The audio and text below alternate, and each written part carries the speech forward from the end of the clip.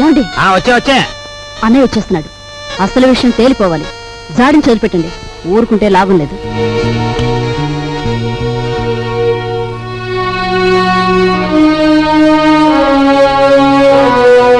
బావా, నా బాకీ తీర్చడం కోసం నువ్వు పడుతున్న బాధలు చూస్తుంటే అన్న మాట నిలబెట్టుకునేందుకు అష్టకష్టాలు పడ్డ హరిశ్చంద్రుడు జ్ఞాపకం వస్తున్నాడు నాకు. ఎంతకు నువ్వు చెప్పేదేమిటి? ఏముంది, నువ్వు హరిశ్చంద్రుడివి, మా నాన్నేమో విశ్వామిత్రుడు. నేను నక్షత్రకుండా అయిపోయాను అనవసరంగా. ఇదిగో ఇదంతా నాకు అనవసరం. నువ్వు మార్వాడి దగ్గరికి వెళ్ళి అర్జెంటుగా అప్పు చేసేయి. పుట్టిన ప్రతి చోట అప్పు చేశాను బాబు. నీ ప్రయత్నాలన్నీ ఫ్లాప్ అయ్యాయి కాబట్టి ఓ సూపర్ హిట్ ఐడియా చెప్తాను. ఏమిటి? దీనికి ఆడియన్స్ అంతా కావాలి. అత్తయ్య, అక్కయ్య, నా ఓన్ వైఫ్ సావిత్రి, ఓయ్ మేనలుడు, ఆడియన్స్ మొత్తం వచ్చేయండి. కమాన్. బావ కష్టాలన్నీ గట్టెక్కిపోవడానికి నేను 70mm ఐడియా ఇస్తున్నాను. అందరూ జాగ్రత్తగా వినండి. పెద్దాపురం బసవయ్య గారి అమ్మాయిని మన రాజుకిచ్చి పెళ్లి చేసేస్తే వాళ్ళు భారీ ఎత్తున కట్నం ఇస్తారు. దాంతో ముందు నా కట్నం బాకీ తీర్చేయచ్చు. మన సరస్వతి పెళ్లి చేసేయచ్చు. మిగిలిన బ్యాలెన్స్ డబ్బుతో ఓ కిళ్ళి కొట్టు పెట్టుకోవచ్చు. కాకపోతే ఏంటంటే ఆ అమ్మాయికి ఓ కన్ను గుడ్డి, ఓ కాలు కుంటి. వెధవ సలహాలు ఒక నోరు మూసుకో. మా రక్తం ఓడ్చైనా సరే నీ కట్టిన డబ్బులు నీకు సెటిల్ చేస్తాం. అంతవరకు తేరగా తింటూ కూర్చో. అంతేగాని ఇంకెప్పుడు ఇలాంటి పిచ్చి పిచ్చి సలహాలు మాత్రం ఇవ్వకు. జాగ్రత్త. ఏమిటన్నయ్యా, మనిషి అంత మనిషి మీ బావని పట్టుకొని వాడంతంత మాట్లాడుతుంటే నువ్వు చూస్తూ ఊరుకుంటావా? ఓరే, పెద్దంతరం చిన్నంతరం లేకుండా ఇంటి అల్లుండి పట్టుకుని అట్ట ఎత్తి పొదేస్తే ఆడికి కాస్త గడ్డి పెట్టలేవు. లలిత, ఎండలో అలిచిపోయి వచ్చాడు, వెళ్ళి వాడికి అన్నం పెట్టు. అమ్మో అమ్మో, అయ్యో.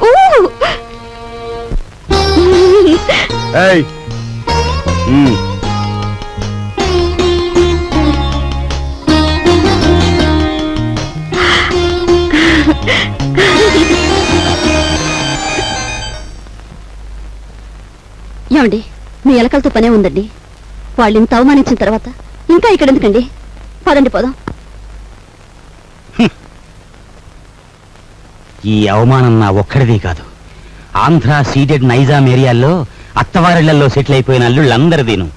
అసలు నన్ను అవమానించిన రాజుగాడు కాదే, మీ అన్నయ్య. ద్రౌపదీదేవి చీరల్ని దుశ్శాసనుడు లాగాడు, కానీ తప్పు వాడిది కాదు, వాడికి ఆర్డర్ వేసిన దుర్యోధనుడిది. మీ అన్నయ్య ఒక్క మాట కూడా మాట్లాడకుండా చూస్తూ ఊరుకుంటాడా? మీ అన్నయ్య నా కట్నం బాకీ తీర్చేసినా సరే నేను ఇక్కడి నుంచి కదలను. నా కక్ష తీరే వరకు ఇక్కడే ఉంటాను. ఇక మీదట విశ్వామిత్రుడు నేనే, నక్షత్రకుడు నేనే. తాళం తిప్పితే వచ్చి ఈనపెట్టు చూసాం కానీ నంబర్లు తిప్పితే వచ్చి ఈనపెట్టి నీ ఇంట్లోనే చూసాం. ఏ నంబర్ కింద ఏదెడితే పెట్టి తెరుచుకుంటుందో చెప్పే. నీ బెదిరింపులకు నేను లొంగను. ఆ నంబర్లు నేను చెప్పను. 4 రోజుల పాటు కడుపు కాల్చేస్తే దెమ్మ తిరిగిపోయి బొమ్మ కనిపించేస్తుంది. అప్పుడు నువ్వే చెప్తావు ఇంపాసిబుల్.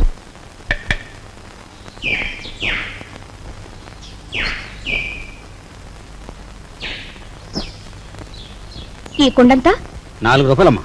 40 పైసలు కుండ 4 రూపాయలా? ఇదేం బంగారం కుండ? ఆయన తొక్కేది మట్టా బంగారమా?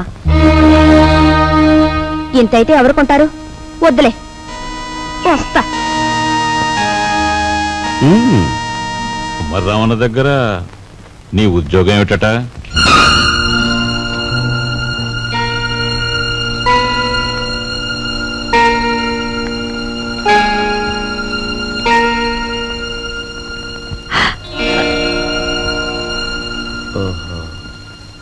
మాట్లాడమే. కుమారరామన్న దగ్గర నీ ఉద్యోగం ఏమిటి?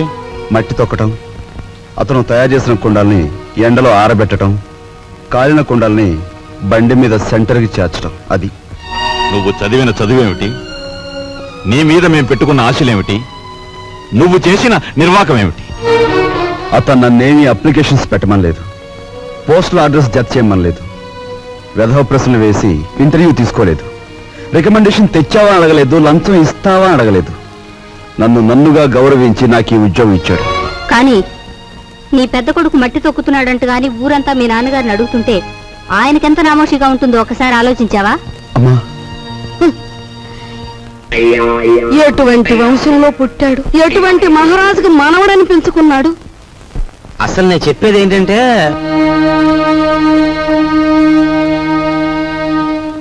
ఇలాంటి అప్రదిష్ట పనులకు తలపెడితే ఈ ఇంట్లో ఇంకా పెళ్లి కావాల్సిన పిల్లలు ఉన్నారు.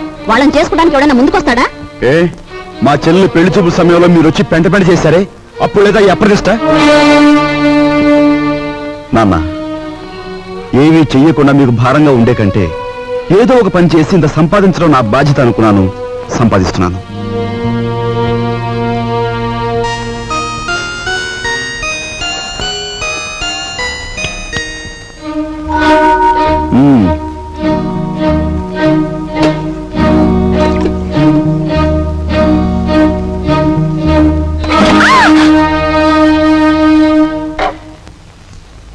అక్కడ మట్టి తొక్కుతున్నట్టు ఇంట్లో ఎందుకు చెప్పు?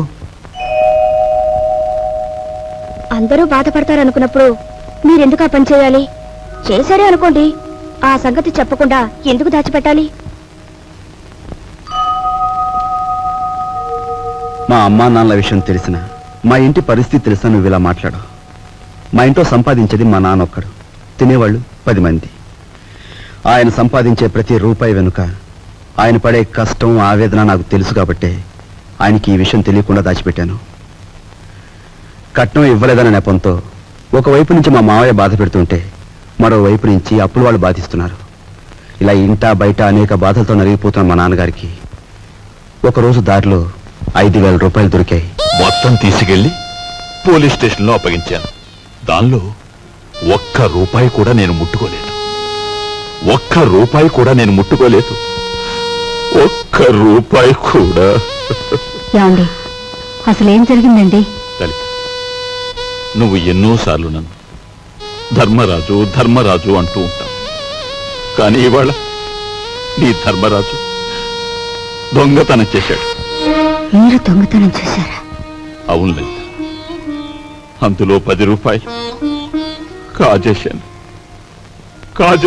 ఏమండి, ఎందుకు తెలుసా? మన అబ్బాయి ఉద్యోగానికి అప్లికేషన్ పెట్టడానికి. ఎన్నడూ రాని ఉద్యోగం ఈసారైనా వస్తుందేమోనన్న ఆశ. లలిత, ఇంకెప్పుడు నన్ను ధర్మరాజు అని పిలవకు. లేదండి, ఇప్పుడు మీరు నిజంగా ధర్మరాజు. అశ్వత్థామాత కుంజరహ అని ధర్మరాజు అంతటి వాడు అబద్ధం ఆడాడు. అది ఆపద్ధర్మం లలిత. ఇది ఆపద్ధర్మమేనండి. మన బిడ్డ కోసం మీరు చేసింది ఆపద్ధర్మమే. మా అందరి అవసరాలు తీర్చడానికి అంకితమైపోయిన మనిషి మా నాన్న. అలాంటి మనిషి కోసం నేను మట్టి తొక్కడమే కాదు, ముష్టెత్తుకునైనా సరే మా ఇంటి బాధ్యతను కొంతవరకైనా స్వీకరించాలా లేదా? ఇప్పుడు చెప్పు, నేను చేస్తున్న పని తప్పంటావా?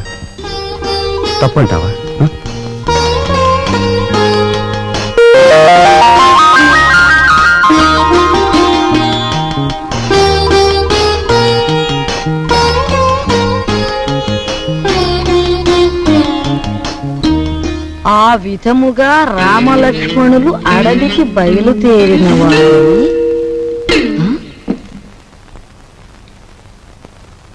ఏంటబ్బా? ఓ చిన్న సచ్చినాడా, ఆ పెద్ద సచ్చినాడేమో మట్టి తొక్కుతున్నాడా, వీడేమో పాచి ఊడుస్తున్నాడా? వీళ్ళకి ఏం పోయే కాలం వచ్చిందమ్మా? ఇంతకీ నేను పని మనిషిని ఎందుకు పెట్టినట్టు? అబ్బాయి, ఏంటమ్మా? నువ్వు ఆఫీస్కి వెళుతున్నావల్లే ఉంది. పెళ్లి దగ్గరకు వచ్చింది కదా, పనులన్నీ తొందరగా జరగాలి. అప్పడాలు చెయ్యాలి, ఒడియాలు పట్టాలి. ఓ 400 ఉంటే అమ్మాయికి ఇవ్వు. అమ్మా, ఆఫీసులో లోన్కి అప్లై చేశాను, అది రాగానే ఇస్తాను. అదేమిటన్నయ్య, అయ్యవారు వచ్చే వరకు అమావాస్య అవుతుందా? తెలిసిన వాళ్ళ దగ్గర ఏ చేబదులో తీసుకుని ఈ పని కాస్త జరిపించు. వెళ్ళిదు.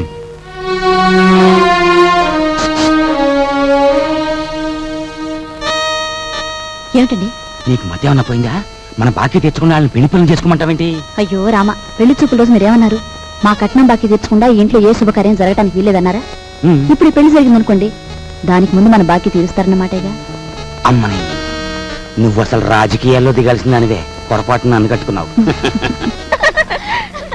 సమయానికి వచ్చారే పిల్లలారా, మీ పెళ్లి పనులు మేము అందుకోవద్దు, అలాగే మా ఇంట్లో పనులు కూడా. రండి రండి. అమ్మా ఇదిగోనమ్మా నా మొదటి జీతం. జీతమా? అబ్బా, కూలి డబ్బులకి ఎంత గొప్ప పేరు పెట్టావురా సావిత్రి. అది ఇప్పుడు తప్పుడు మాట ఏమందే? మట్టి తొక్కాడని మందలించి 4 రోజులు కాలేదు. ఈలోగా వాడు డబ్బు తీసుకొచ్చి ఇదిగోనమ్మా జీతమంటే తగుదనమ్మా అని పుచ్చుకుంటివి. ఎంత బతుకు బతికి ఆఖరికి ముష్టి డబ్బులతో కూడి తింటావా? అమ్మా, ఆ డబ్బులు ఇలా పారేయండి. కష్టపడి సంపాదించిన డబ్బులకు విలువేమిటో మీలాంటి వారికి తెలియకపోవచ్చు. ఈ ఇంట్లో పనికి నాకు తిండి అక్కర్లేదు, వేరే జీతం అక్కర్లేదు. ఆ ముష్టి కూల్ డబ్బులు ఇలా పడేయండి. ఇదిగో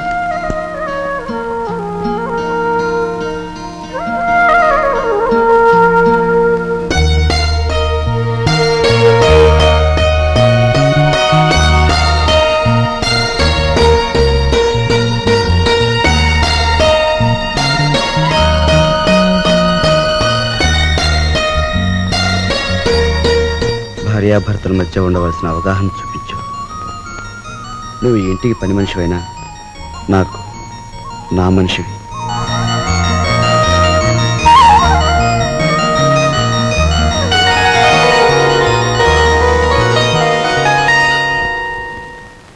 కోపం వచ్చి గట్టిగా కొడదామంటే చచ్చిపోతావేమో అని భయం.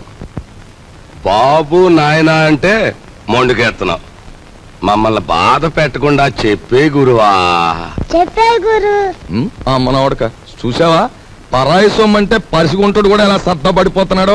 ఎంతమందిని బాధ పెట్టడం భావ్యం కాదు గురువా. అలో చెప్పే గురు. ఉన్న ఒక్క కూతురు ఇల్లు వదిలి వెళ్ళిపోతే నేను వెతికించలేదు, పేపర్ ప్రకటన కూడా ఇవ్వలేదు. అంత ముండేవాడిని మీ బెదిరింపులకు నేను లొంగుతానా? గురువా మాట నా చెప్తాను. ఈ మొండిఘటంగాడికి కూతురు ఉందంటున్నాడుగా, ఈడు పేపర్లో ప్రకటన ఇవ్వకపోయిన ఈ తరపున మనం ప్రకటించేస్తే ఆ కూతురు ఇంటికి చేరిపోద్ది. ఆ తర్వాత స్వామియే శరణం. Very good very good. Hello నవ్వకే బాబు, కుర్రోడు దొరుచుకుంటాడు. ఆ నవ్వేదో ఇనపెడి దగ్గర నవ్వు, ఓపెనింగ్ గా నవ్వుద్ది.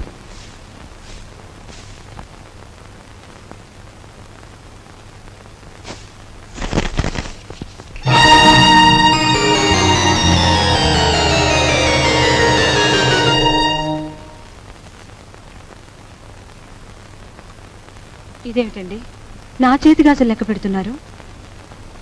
ఈవేళ మార్నింగ్ ఇంటర్వ్యూలో ఎవడో రవిరాజ్ అట, సార్ మీరు ఇన్ని క్వశ్చన్లు వేస్తున్నారు, నేను తిరగబడి ఒక క్వశ్చన్ అడిగితే జవాబు చెప్పగలరా అన్నాడు. ఏమిటి అన్నాను. రోజు అన్నం వడ్డించే మీ ఆవిడ చేతుకున్న గాజులెన్ని అన్నాడు. Fantastic daddy. ఎవరతను? ఎవరు? రవిరాజా. తిరగబడి అటువంటి ప్రశ్న వేయాలనే థాట్ రావడం ఉంది చూసారు. That's great. He's really the hero of the present society. Jaya shut up. నీ తండ్రి వైపు తిరగబడిన వాడు నీకు హీరోగా కనిపిస్తున్నాడా? నాలాంటి వాడి కాళ్ల చుట్టూ దేహి ఉద్యోగం ఇవ్వండి బ్రతుకుతామని ప్రదక్షిణాలు చేసే ఒక నిర్భాగ్యుడు నీ దృష్టిలో హీరో ఆఫ్ ది ప్రజెంట్ సొసైటీయా? నీ చదువు ఎన్ని వెర్రితల్ల వేస్తోందంటే, అవునులే నువ్వు తిరగడానికి ఒక కారు, వీలైనంత ఖర్చు పెట్టుకోవడానికి బ్యాగ్ నిండా డబ్బు, నువ్వేది అడిగితే అది క్షణాల మీద సమకూర్చే తల్లిదండ్రులు, ఏసీ రూమ్లు, సోఫా బెడ్లు, తినడానికి ఖరీదైన భోజనం, ఇవన్నీ ఉంటే నీకు మంచేమిటో చెడ్డేమిటో ఏమాత్రం తెలియడం లేదు. అదే చాలీ చాలని తిండి, చాలీ చాలని బట్ట, బ్రతుకుతున్నావో చస్తున్నావో అర్థం కాకుండా బ్రతుకుతున్న ఏ దౌర్భాగ్యుల ఇళ్లలోనో 4 రోజుల పాటు ఉంటే తెలుస్తుంది. అక్కర్లేదు, పిలవక్కర్లేదు. ఆకలేస్తే అదే వస్తుంది.